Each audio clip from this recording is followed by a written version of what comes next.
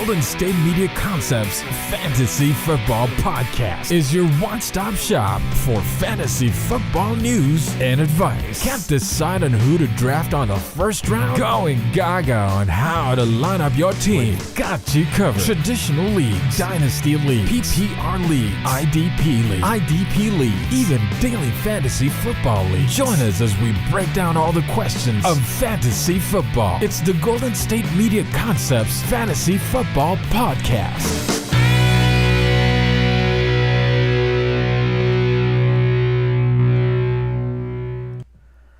What is going on, ladies and gentlemen? We are back for another episode of the GSMC Fantasy Football Podcast, brought to you by the GSMC Sports Network. My name is Austin. I'm the host. Super excited to be here, ladies and gentlemen, for another day in the life. We are here on a Tuesday night, and we usually are going live at 7 p.m. Mountain Time. We had a little bit of technical difficulty, so we are here at around 7:40 Mountain Time. Super happy to be here. If you guys want to see more fantasy football coverage from me, you can get my exclusive live takes on the Patreon. The link is in the description for that.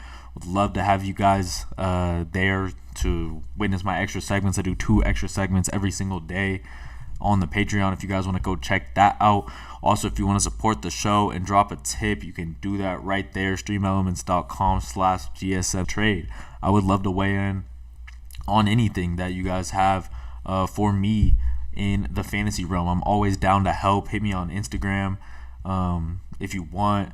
Hit me here on the YouTube, wherever you can find me. I'm always down to help you guys out with your fantasy teams, and this is really what I do. I spend most of my time in the lab just looking for, fantasy value and who I really like, and, I'm willing to give you all that for free, so definitely take advantage.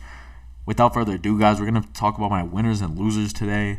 We're going to start off talking about quarterback winners, guys who I think did really good through the Week 5 season, and then we'll go into the losers, guys who obviously did not do nearly as well in this Week 5, and then we'll go into tight ends winners, tight ends losers.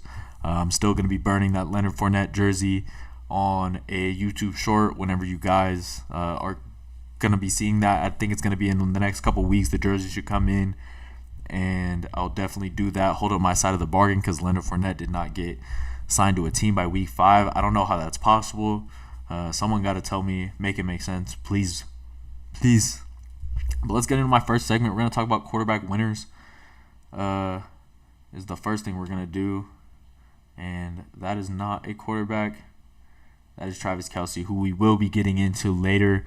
Treat that as a sneak peek. Let's talk Brock Purdy first. Guys, Brock Purdy, super good cat out of Iowa State.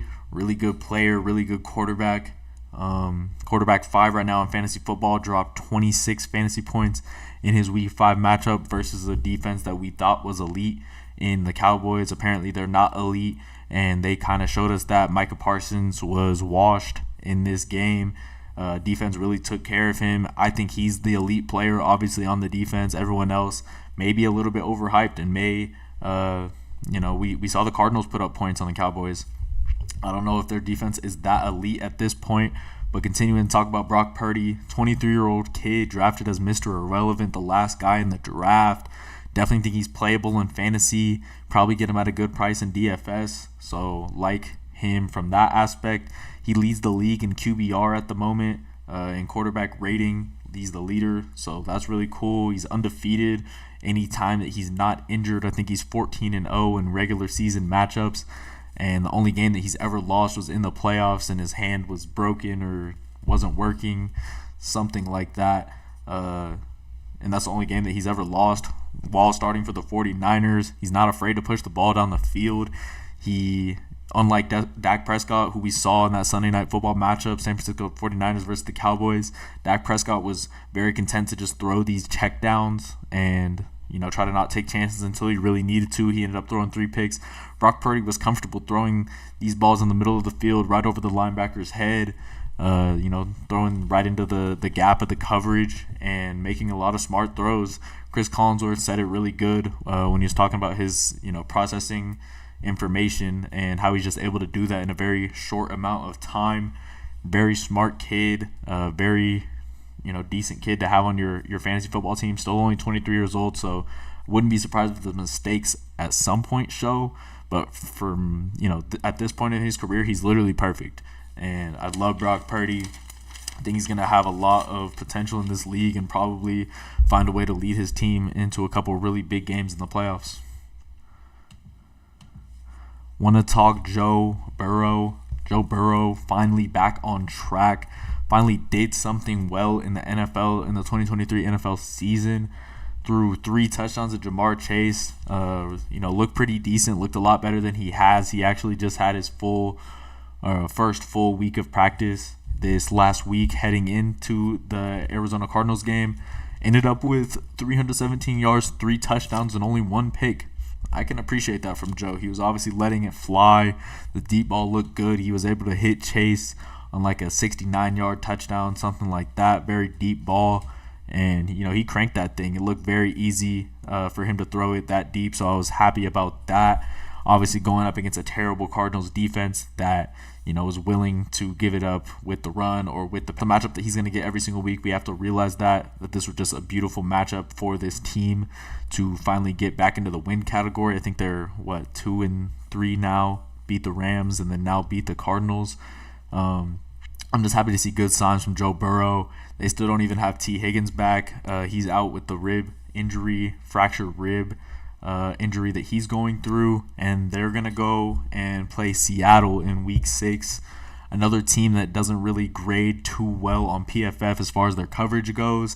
They obviously have talented guys with Witherspoon, who I think had a pick 6 in that game, and then they also have Tariq Woolen, who is a really good corner. Don't think they really match up well with Jamar Chase or T. Higgins on their best day. That's just my personal opinion, but this offense has got to get rolling. They've got to start creating some momentum. They're going to go on their bye week after they play Seattle in Week 7. And then Week 8, they got the 49ers themselves. So we'll see. I think the 49ers are kind of the measuring stick right now for the whole league.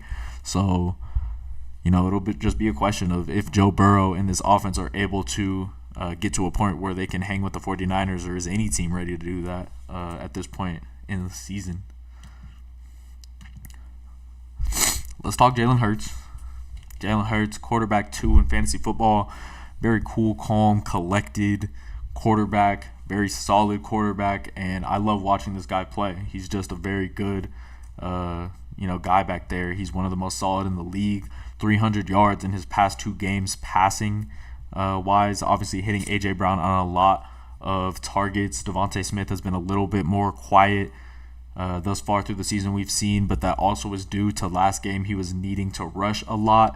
He had 15 rushes for 72 yards in that Week 5 game.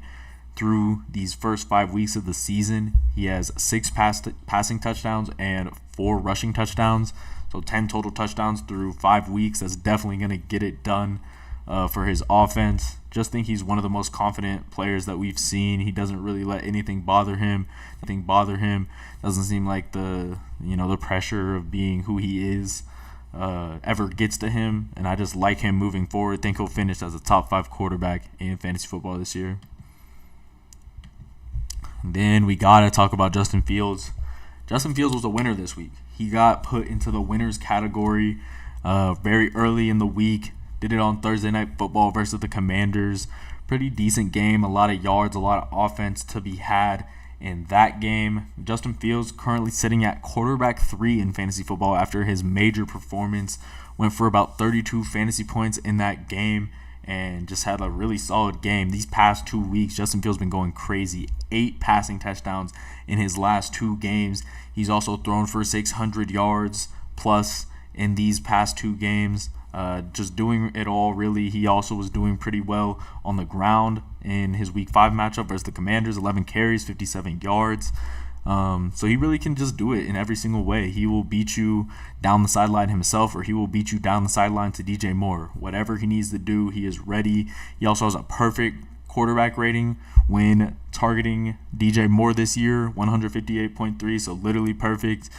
Think this team is building a little bit of momentum. Obviously, they're tired of losing. Justin Fields has like a 6-24 record as a starting quarterback, and I know that they want to silence those haters for sure. They'll be facing Minnesota in Week 6, so that should be a decent matchup. Obviously, we've seen Minnesota give up a ton of yards to Patrick Mahomes. This last week gave up like 280-ish yards in that one, and then 400 yards to Justin Herbert in their matchup. So I think this team, and Justin Fields are ready and able to put up a big performance one more time.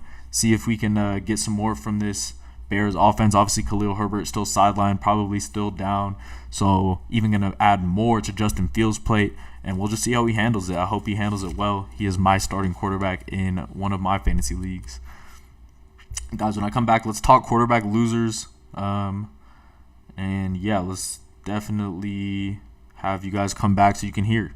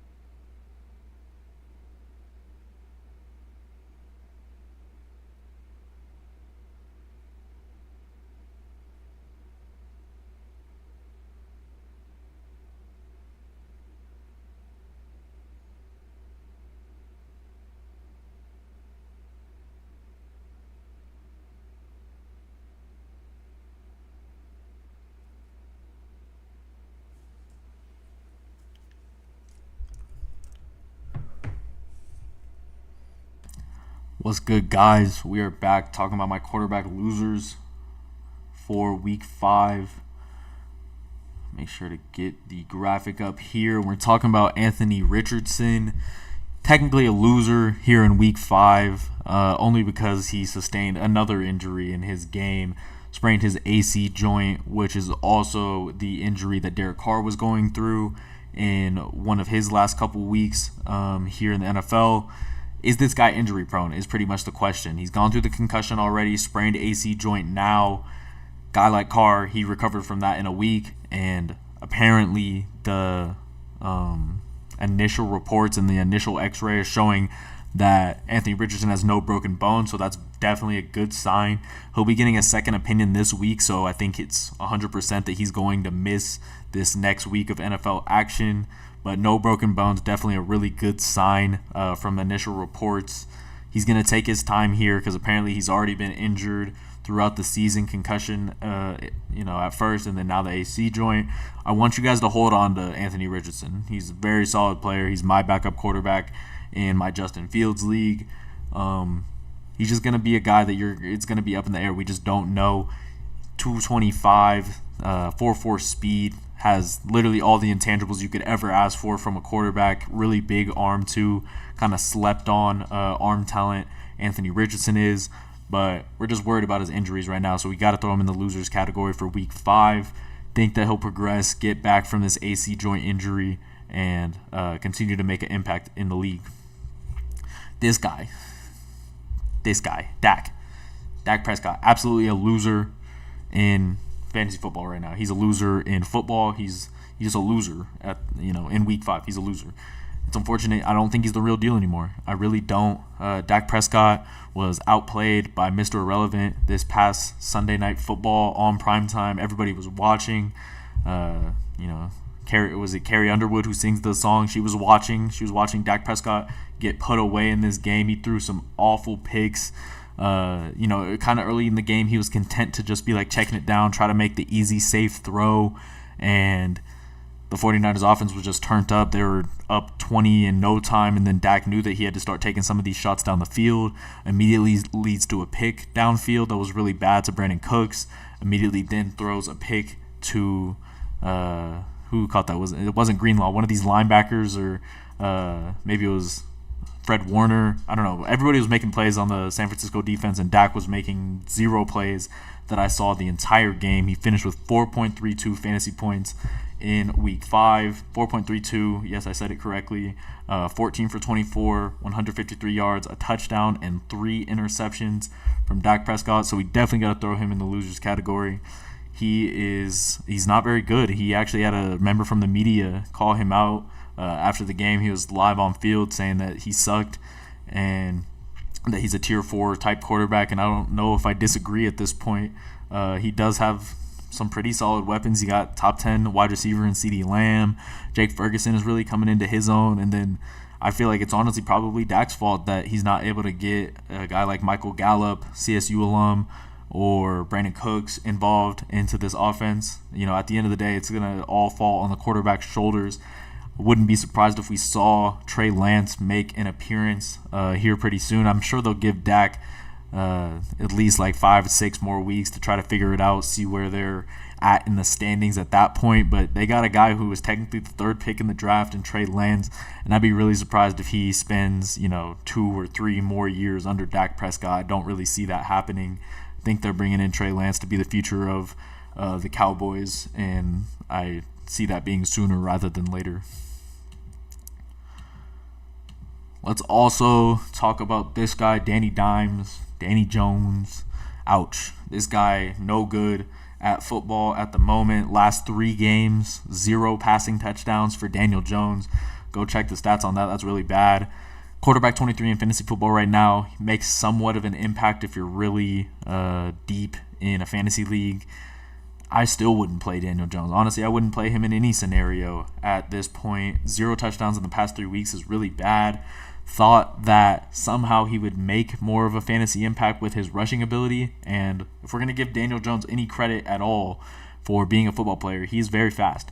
He's kind of an elusive quarterback. He finds a way to outrun those DNs and those linebackers to get to where he needs to go when he's running, but as far as the passing game, he has negative weapons.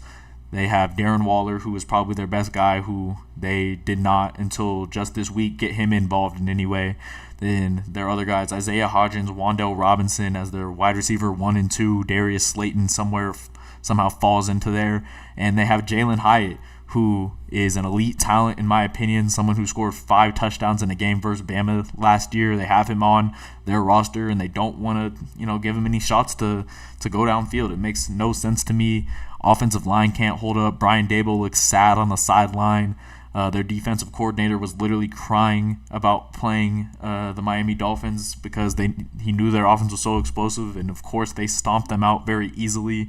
Nobody really thought that was going to be the game. Miami covered the spread very, very easily on that. I think this is a Giants team that has every chance this year to go 1-16.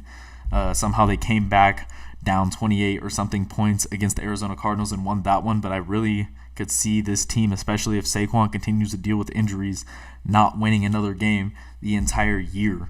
Daniel Jones, touchdown to interception ratio 2-6, 2 touchdowns all year to 6 interceptions all year. He's good at scrambling, though. We got to give it to him. Definitely a good scrambler. Giants 1-4 right now, not doing too good, and they're going to face the Buffalo Bills in Week 6. Not excited for Danny Dimes and that situation. Don't think that they're going to hold up. Probably see Josh Allen going and taking the rest of game water break with his teammates by like the 3rd quarter or something like that. I didn't put his picture up here, but we might as well touch on Jordan Love too while we're here. Had a couple of things written down about Jordan Love and his terrible Monday night football performance. Coming into this game, he was quarterback 12 in fantasy, so I'm sure a lot of you guys were at least thinking about starting Jordan Love in this matchup. It's a pretty decent matchup. Las Vegas Raiders really give it up so far in the season, and I like the matchup on paper going in. Coming out, 4.98 fantasy points for Jordan Love. Not someone that I want to be playing at the moment. He has a low completion percentage. It was at like 57 going into this game. He also just had his worst performance by far. He showed that he can definitely get affected by a good pass rush. Max Crosby was doing everything himself in that game. So moving forward, I just don't want you guys playing Jordan Love, and I wanted to say that because, I just don't see it with him at the moment. When I come back, guys, we're going to talk about my tight end winners Going to start off with George Kittle because obviously he had a massive day, but make sure you come back with me so we can talk about that.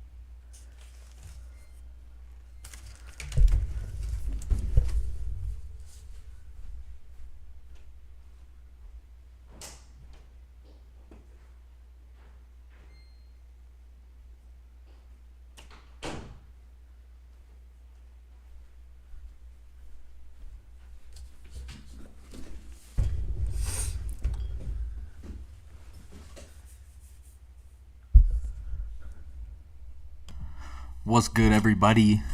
Back again, talking tight end winners and losers at the moment.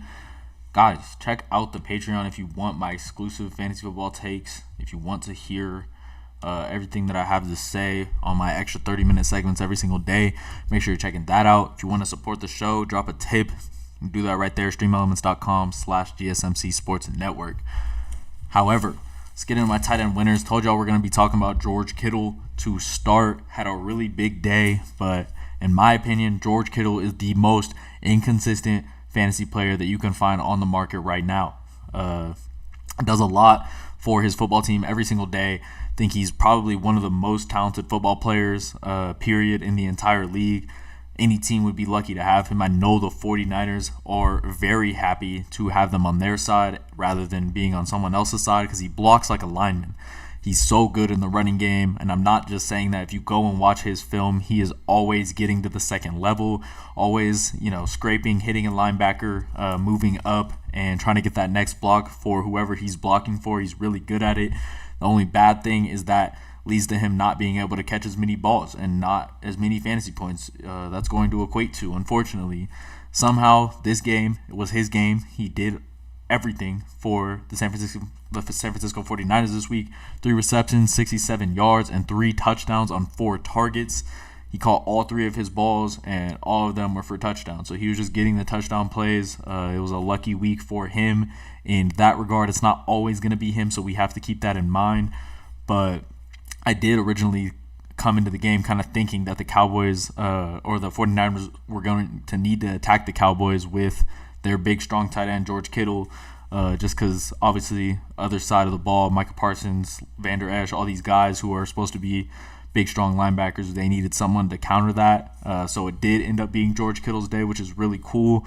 But I just hate starting him on a week-to-week basis, not knowing if the matchup or, what Kyle Shanahan? Not Kyle Shanahan. The other Shanahan wants to run in – is it Kyle Shanahan? Yeah, because Mike Shanahan was the other one. What Kyle Shanahan wants to run on a week-to-week basis. It's very difficult to know what's going to be happening in their game plan.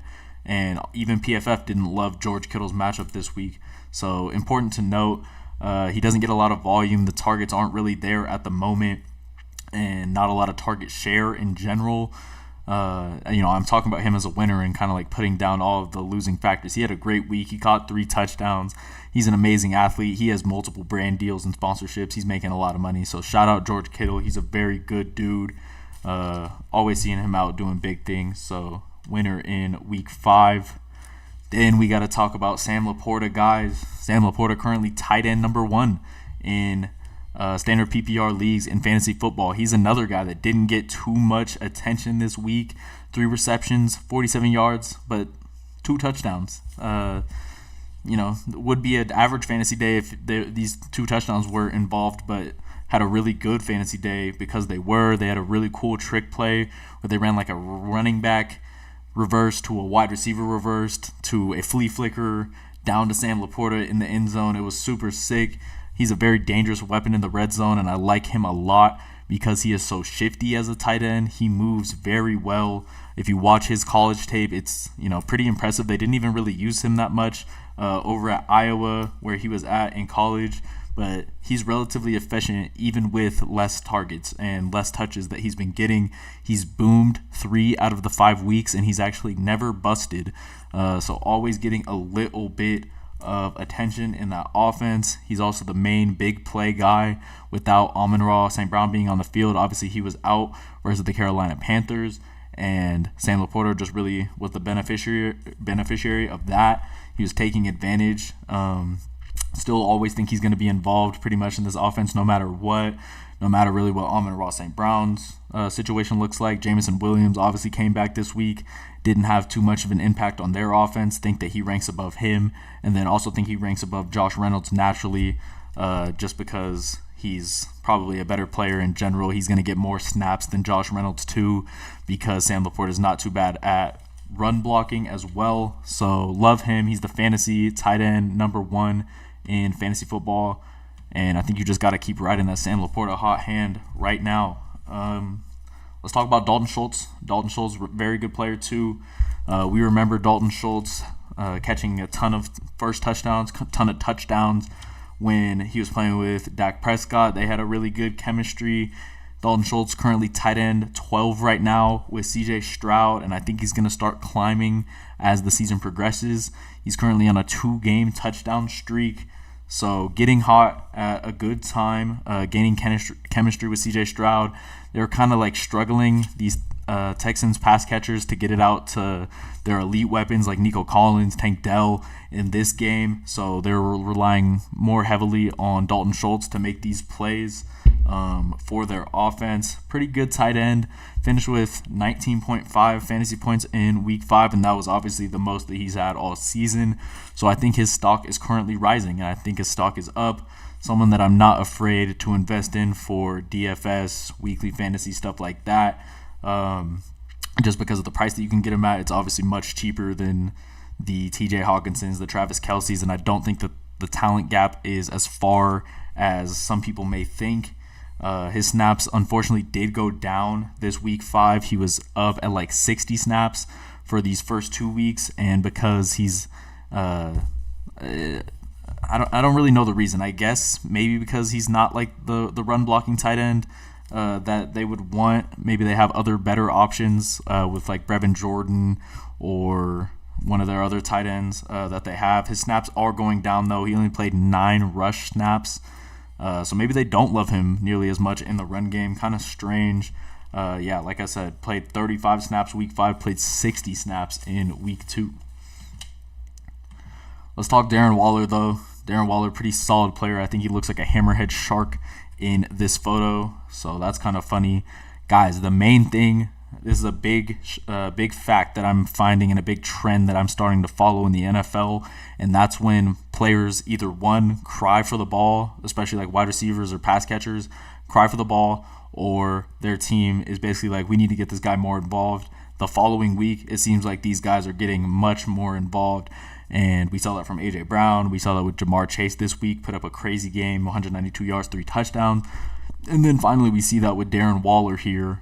Media comments, basically last week, Daniel Jones was talking about how, it was very necessary for them to get Darren Waller more involved in their offense and that he needs to be one of the lead pass catchers for the group. And obviously with them having no talent, it would have already made sense to me in my mind to be like, okay, yeah, Darren Waller definitely needs the ball a lot more anyway, but definitely think it's important to follow these media trends. Darren Waller had a pretty decent week, tight end 8 in fantasy football right now, 8 receptions for 86 yards, so much better than he had been performing. Pretty much fell off those first couple weeks and scored 16 fantasy points in week 5, so we'll see how this goes. Not really invested in the Darren Waller situation or this Giants offense in general. Think he's technically their most talented guy, but gonna classify him as a winner this week just because he had a decent week, best week he's had all year. That's pretty much where I'm gonna leave it with Darren Waller because we've seen so much bad from him this year. finally, we got to talk about Travis Swift, Travis Kelce, whatever you want to call him.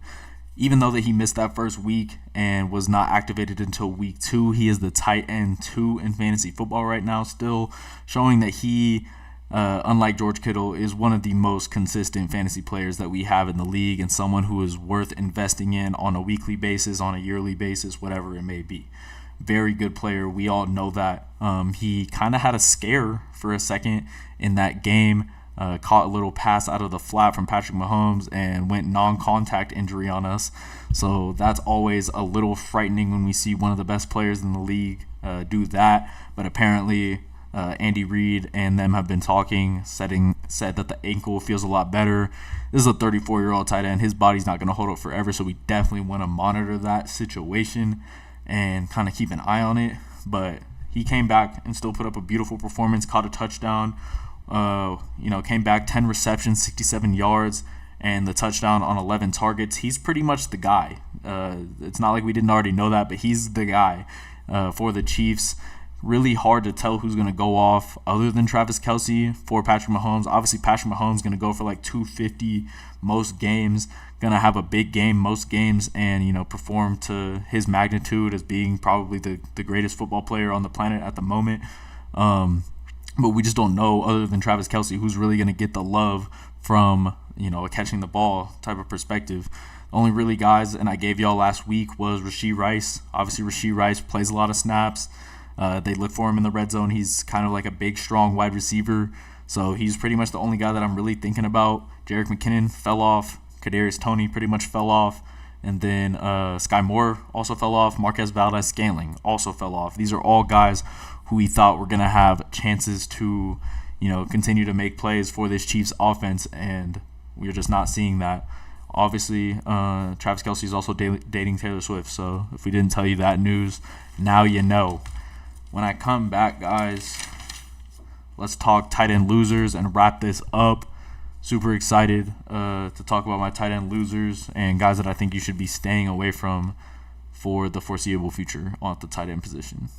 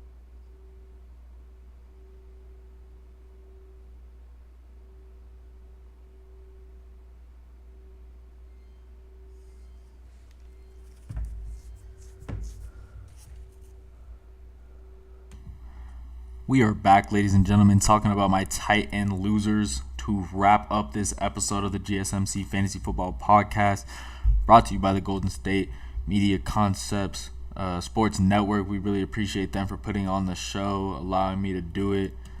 Super excited to keep coming back every single day. 7 p.m. is when we usually start. We had some technical difficulties today. That's why we're starting a little bit later. Guys, let's talk about some tight ends. Guys that I want you to kind of stay away from at the moment. Don't think that they're worth investing in right now. And the first guy is going to be Dalton Kincaid here. Guys, I feel like a lot of us were investing in Dalton Kincaid, expecting him to be a big guy in our lineups to fill the void that a lot of tight ends couldn't. And we thought that we were going to see him progress throughout the season to become, the guy that Dawson Knox kind of could never be for this Bills offense. A little bit more versatile, and we haven't really seen that yet. It's just unfortunate. This last week, week 5, 3.9 fantasy points from Dalton Kincaid. Not too good.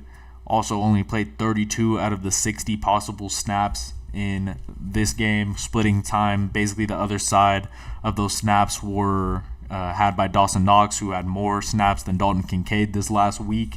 So definitely not great. Not great sign. Wouldn't be afraid to drop this guy at the moment. There are other good options if you have a guy like Logan Thomas or Tyler Conklin. Guys like that, I think that they're just going to rank naturally higher than Dalton Kincaid right now until he shows us that he's ready to make big plays on the NFL stage. I think that you are comfortable dropping Dalton Kincaid right now. Going to stick him in my loser category for week 5 and just forget about this guy for right now. Let's talk Hunter Henry. Hunter Henry has been, fairly impressive through these first couple of weeks. He started fantasy football as the tight end 1, and all of fantasy kept that kind of stretch going for those next couple weeks. And then obviously this Patriots offense has come to a standstill. They're not doing very well this past week. Hunter Henry, 0 receptions, 0 yards on 2 targets in week 5. Obviously that leads to 0 fantasy points and no good for your team. And this Patriots offense has just been really bad. That's pretty much the reason Mac Jones and Hunter Henry seem to actually have the best connection on the entire team. So I would be holding on to a guy like Hunter Henry to continue to progress and make an impact on your fantasy team. I think he can still do that. Very talented guy. He had multiple one-handed catches that I've seen already this season where he's talented enough to make these type of plays. We like Hunter Henry. He's still the tight end 10 in fantasy football, and I do expect the Patriots to, in this week 6 matchup versus the Las Vegas Raiders, to just be more competitive. I think that they've just been a little too big for their britches in these situations. They're going up against these top-tier defenses like the Saints that they just played, who have every single defensive back in the book. Tyrann Mathieu had a pick 6 in that game. It's just a lot for them. It's a lot for Mac Jones and this offense, but I really don't expect Bill Belichick to continue just losing all of these games by sizable margins. Over these past 2 games, the Patriots are getting outscored by 69 points in these past 2 weeks, so definitely not good for them. Do expect them to be a little bit more competitive against the middle-of-the-pack type of teams like the Las Vegas Raiders. We saw that they're just like another middle-of-the-pack type team. They're not amazing. I'd be scared if these guys are going to go up against a team like the 49ers. They're going to have a really bad day. But as far as snaps go for Hunter Henry, Hunter Henry had 42 snaps in week 5, and Mac Jones only had 39 snaps in week 5. So you can tell that Hunter Henry is always going to be out there, always going to be getting snaps for the Patriots. We don't know if Mac Jones is going to be out there for much longer, though. Let's talk this guy, Irv Smith Jr. He's currently, I know I got him in a Vikings uniform right now. He's the starting tight end for the Cincinnati Bengals right now, and he is Joe Burrow's main tight end on the field right now. He came out, I think he was on the field week 1 learning the offense, just getting acclimated. That's naturally how it is when players go from one team to another at that game speed, just like getting acclimated and stuff. And I think he was doing that the first 2 weeks. He then went through a hamstring injury, which a lot of players are currently going through, a lot of hamstring injuries. Make sure you guys stretch your hamstrings because it could get anybody. He came back from that injury this week in week 5, 0 receptions, 0 yards, 0 targets this game. So going to go ahead and throw him into my loser category. Kind of surprising to see this from the Cincinnati Bengals offense. Know that they were targeting like a must-win game, and they actually did get it done. But with T. Higgins being out, you would think that their next most talented pass catcher, which I think would be Irv Smith Jr., I guess Tyler Boyd first, and then they were going to Trenton Irwin over this guy. Obviously, he's a strong dude. Look at those biceps. Like, I'm sure this guy can make a lot of plays on the football field. We've seen him for the Vikings making a lot of plays for them when he was with them. But he played 50 snaps, got 0 targets. He was just doing cardio out there.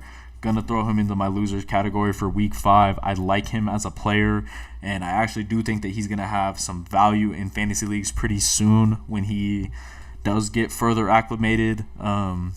It is all going to depend on the Jamar Chase and T. Higgins situation because those guys eat first in that offense. We know that.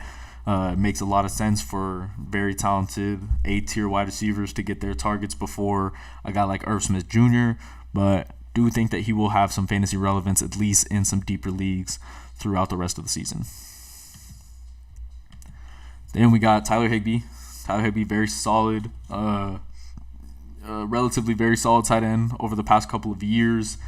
But unfortunately, he may be the guy that loses out because Cooper Kupp is back. We thought that it was going to be Puka Nacua that loses out on targets and loses out on touches because Cooper Kupp came back into the lineup. It seems like it's going to be more of Tyler Higbee and Tutu Atwell getting the short end of the stick in this situation because Cooper Kupp and Puka Nacua are just so advantageous to have in your offense and just amazing pass catchers in general.